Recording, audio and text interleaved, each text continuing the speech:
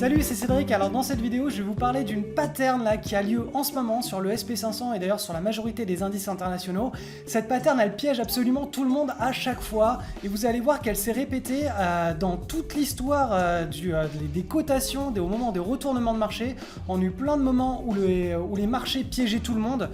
Et plein de moments où le marché véritablement se retournait. Et là, actuellement, on ne sait pas encore ce qui va se passer. Et je vais vous expliquer en tout cas comment ne pas vous faire piéger. On va faire une étude historique de cette pattern qui s'est répétée 5 fois dans l'histoire là, depuis les années 90. Et vous allez voir comment gérer cette situation actuellement.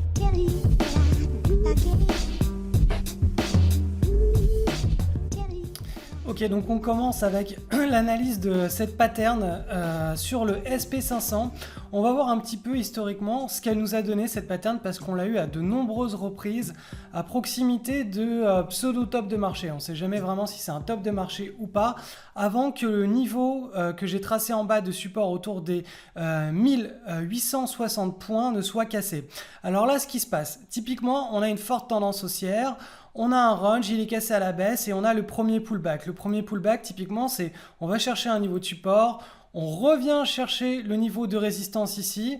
Il y a un doji ou en tout cas une séquence de chandeliers de retournement qui se met en place et ensuite on repart vers le bas. Alors là, soit on rebondit et on repart à la hausse, soit on rebondit, on repart à la baisse, soit on repart à la baisse tout de suite. Là, ce qui se passe, c'est qu'actuellement, tout le monde pense que ou en tout cas beaucoup sont très pessimistes et voient parfaitement on va dire voilà, un mouvement directionnel baissier de type crack de 1987, un truc très violent et très fort. Bien sûr, ça peut arriver, mais on va voir un petit peu dans les comportements boursiers historiques ce qu'il en est face à cette pattern qui est vraiment typique quand on arrive à proximité d'un sommet de marché. On a typiquement cette pattern et ensuite on voit si c'est véritablement un sommet de marché ou pas. Alors, ça, c'est la cinquième que j'ai annotée sur pratiquement 30 ans. Alors voilà, on avait ici une figure qui était très similaire. Donc un fort trend haussier. Là, on a le double top, la cassure du double top, ici. On vient, donc on casse, on vient chercher la résistance. On a deux bougies qui nous signalent un retournement. Et là, on repart. Là, on repart, on ne sait pas si, quand on est là, hop, quand on est comme ça, on ne sait pas si on va avoir donc le fameux retournement de marché à la baisse. Si on casse ici le support qui a été marqué au cours des précédentes semaines autour de 950 points, il faut attendre que le marché nous dise ce qui va se passer sur ce support. Et là, sur ce support, on a rebondi. On a toujours la résistance donc, qui est ici et qui demande à être cassée à la hausse pour qu'on puisse repasser optimiste sur le marché. Et c'est ce qui se passe par la suite. Donc là, déjà, première pattern, on voit qu'on a un échec. Tout simplement, c'est une correction de marché et pas un véritable retournement de marché. On va passer maintenant à la deuxième pattern. La deuxième pattern ici, hop là, vous voyez qu'on casse successivement deux énormes niveaux à moyen long terme.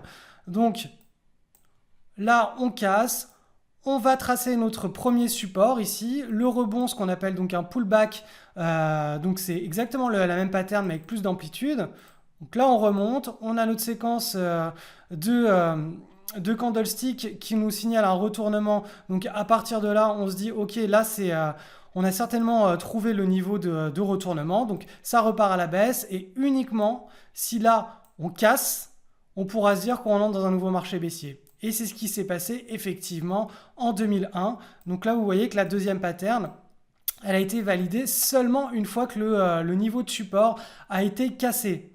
Alors que là sur la première pattern, le niveau de support, il n'a pas été cassé, il a servi de zone de rebond. On va passer maintenant à la troisième pattern. Hop là. Donc là, pareil, beau marché haussier.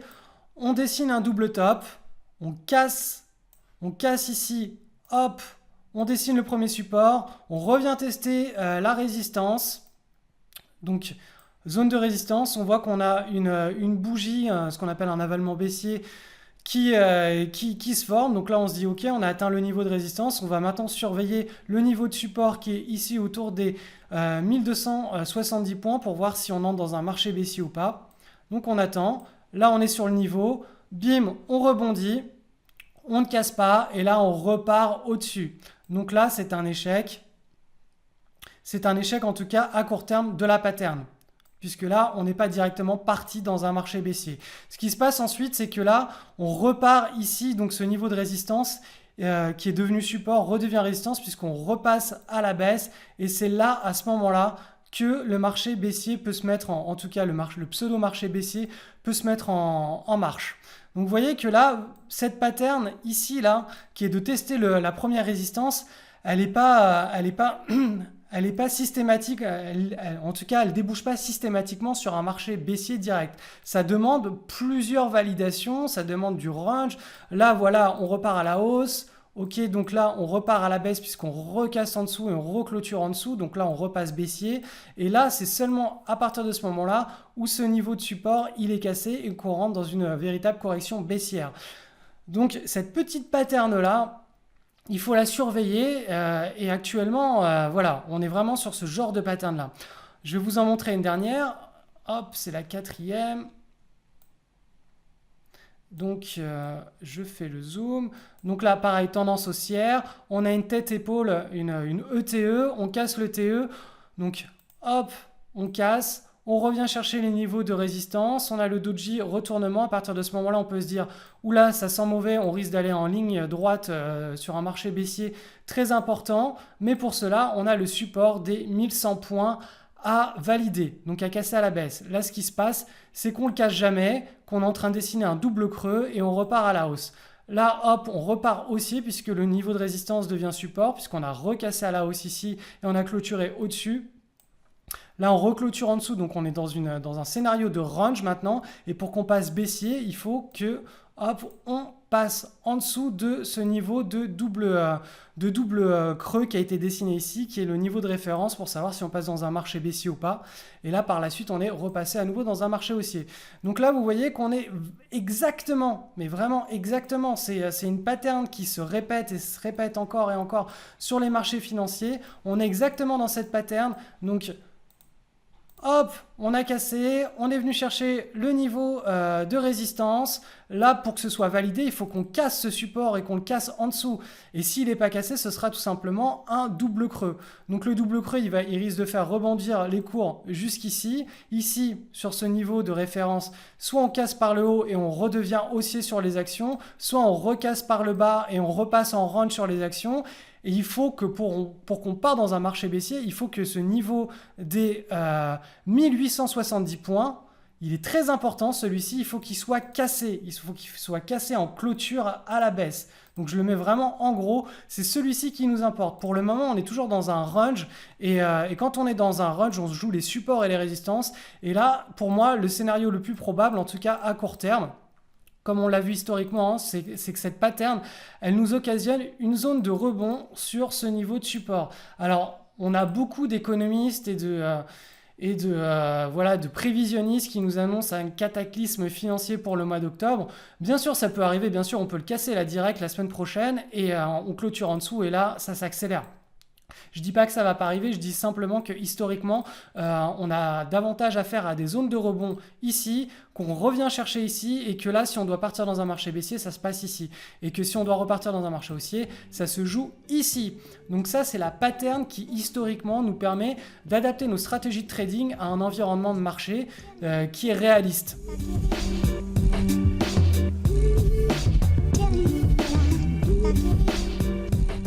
Ok, donc maintenant on passe à l'analyse technique en daily, parce qu'avant je vous avais fait ça en hebdomadaire, donc une barre était égale à une semaine de cotation, maintenant une barre, donc un chandelier égale une journée. Donc là, sur le CAC 40, on a une situation de double creux qui est en double creux potentiel, qui est en train de se former. Regardez ce canal à long terme. Et ici, donc je l'ai mis en bleu, en pointillé, on est vraiment sur le bas du canal. Ici, on a tapé 2 fois le bas du canal. On est aussi sur un niveau de support à moyen terme. Donc là, c'est normal que les investisseurs y réagissent pour qu'on ait un double creux qui soit validé. Il nous faut bien sûr une clôture au-dessus du niveau de pivot et donc après on puisse aller chercher éventuellement le comblement de ce gap. Là on en est très très loin, là le double creux il est simplement on va dire spéculatif, on est simplement en train d'estimer qu'on a un double creux en formation. La vérité, c'est que là, on est en pure range et que pour qu'on passe baissier sur les marchés, il faut qu'on vienne évoluer en dessous de ce niveau des 10 000 points sur le CAC 40, je le répète, avec dividendes bruts réinvestis ici. Donc là, toujours du range. Pour moi, à court terme, on est sur un niveau, on va atteindre les niveaux de support et on risque d'avoir ce genre de scénario en range. Puisque quand on est en range, tout simplement, les opérateurs, ils sont nerveux entre les supports et résistances et il y a du ping-pong qui joue entre ces bornes-là. Ensuite, on va maintenant passer sur le graphique du DAX. Vous allez voir qu'on est sur exactement le même genre de situation. Le double creux en formation, et lui, est beaucoup plus propre puisqu'il est en train de se dessiner parfaitement sur le niveau, sur la zone des 9350 points. Elle est vraiment parfaitement dessinée. Voilà. On a une concordance ici entre le canal haussier à long terme. Donc ça a tapé 2 fois ce niveau-là et le support moyen terme ici des 9320 points. Donc là, on est vraiment parfaitement sur la zone de rebond. Donc là, sur le DAX, il y a de fortes probabilités pour qu'on dessine un petit point d'inflexion et qu'on vienne rechercher un petit peu plus haut la résistance. Et bien sûr, si on casse par le bas, ça signifiera qu'on entre potentiellement dans un marché baissier sur le DAX. Donc il y aura, si ça se passe, une contagion sur le CAC 40 et par la suite sur le SP500, le Nasdaq, et enfin les marchés américains. Là, pour le moment, c'est les marchés européens qui sont un petit peu en train de nous donner la voie. Apparemment, donc la crise risque d'être plus intense à court terme sur le marché européen si elle se matérialise. Pour le moment, on est toujours sur un scénario de range et de rebond tant que le niveau des 9330 points n'est pas cassé.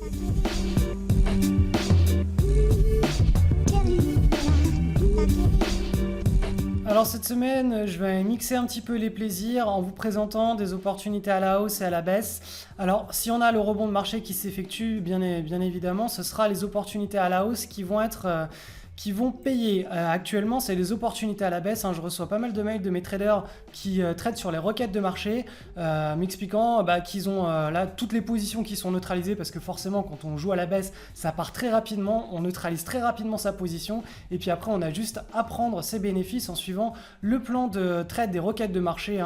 Tout ça est explicité parfaitement dans la formation sur les requêtes. Donc, on a des niveaux de prise de bénéfices, une stratégie pour suivre le marché le plus loin possible en mode accélération de type rocket et en tout cas dans les marchés baissiers, la seule façon de bien trader, de correctement trader des actions en swing trading à la baisse, c'est d'avoir le plan de trade des requêtes de marché. C'est le seul qui permet d'éviter les retours de bâton et les gros short squeeze.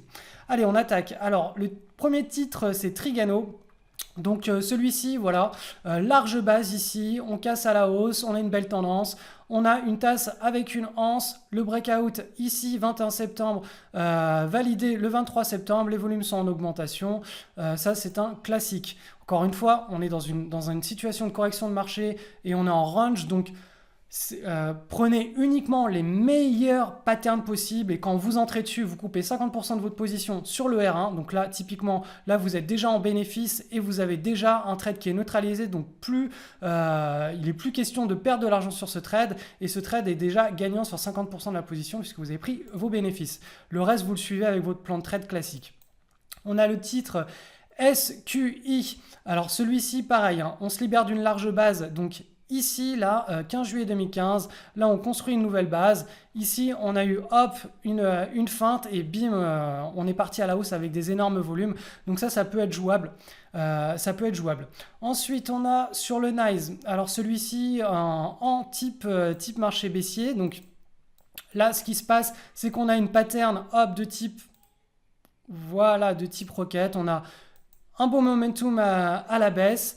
On a cette petite pattern, la cassure qui se fait ici sur validation. On peut effectivement par la suite rentrer. Je rappelle que sur les indices, on est bas. Donc il risque d'y avoir il y a un fort risque de rebond au cours de la semaine prochaine sur les indices.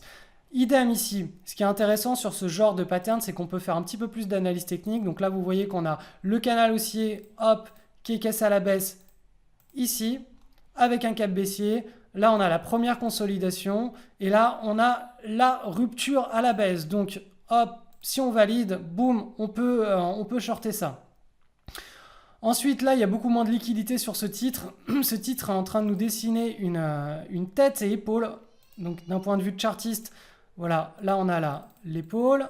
Là, on a la tête. Et là, hop, on a l'épaule. Donc, si là, on casse à la baisse, ça peut partir avec un objectif. Hop, si on fait la transposition, un objectif qui pourrait partir jusqu'ici, sachant que le support à moyen terme est ici, ce sera davantage là un maximum à viser. Toujours ça, c'est avec un plan de trade de type requête de marché. N'essayez pas d'avoir des plans de trade un petit peu exotiques. Quand on trade à la baisse, il faut vraiment avoir un système de trading anti-retour de bâton. Cette action-là, je la trouve pas très propre. Je la présente quand même parce qu'on est sur un breakout avec des volumes en augmentation. Pour moi, elle n'est pas propre, même en hebdo. Hop, si on va regarder ça en hebdo, c'est pas extrêmement propre, hein. C'est correct, mais c'est pas extrêmement propre. Et ensuite, dernier titre que je vous présente cette semaine. Hop là, c'est celui-ci, donc c'est AHGP. Si vous avez du mal à voir en haut à gauche, hein, les noms des actions, simplement sur YouTube, en bas à droite du lecteur, vous augmentez la qualité de la vidéo et vous aurez un graphique très net. Voilà. Donc là, on a un pur momentum à la baisse. Là, on a une longue consolidation bien propre et on a la cassure qui s'est effectuée. Donc ici le 24 septembre et ici le 25 septembre. Donc là, pour moi, à mon sens, on est trop bas, hein, par rapport au niveau de pivot pour tenter de prendre une position. Donc éventuellement sur un pullback, là comme ça, si on fait un pullback ici et que là on valide une bougie de retournement en type swing trading, alors voilà, le trading à la baisse c'est plus technique, hein, c'est pas juste du breakout, on peut effectivement trader des pullbacks.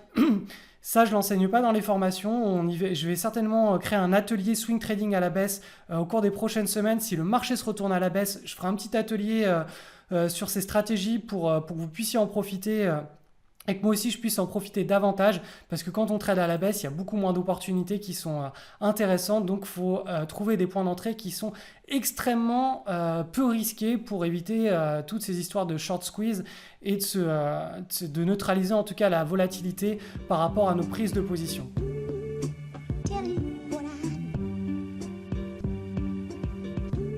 Alors cette semaine, j'ai décidé de vous faire un petit cadeau pour que vous puissiez trader vous aussi les marchés à la baisse. Si on a un vrai retournement de marché, on va avoir qu'une façon de bien, en tout cas, gérer les trades à la baisse sur breakout, hein. Il n'y a qu'une seule façon de le faire avec du succès, c'est en suivant le plan de trade des requêtes de marché, parce qu'il est anti-retour de bâton, anti-short squeeze, et il permet de très rapidement neutraliser ses positions, de prendre ses profits. Le plan de trade est vraiment très spécifique, il y a des screeners pour jouer à la baisse. Donc tout ça, je vous l'explique sur la page qui s'affiche juste derrière. Là, vous avez simplement à cliquer sur le lien sur cette vidéo et vous avez une promotion qui s'affiche, qui va être là pendant, je crois, 48 heures ou 72 heures. Donc profitez-en. C'est le moment de mettre en place vos plans de trade pour gérer des swing trades à la baisse et préparer un éventuel marché baissier qui pourrait s'annoncer dans les prochaines semaines. Et je le répète, ce marché baissier, s'il se met en place, on va avoir des requêtes absolument magnifiques à trader à la baisse.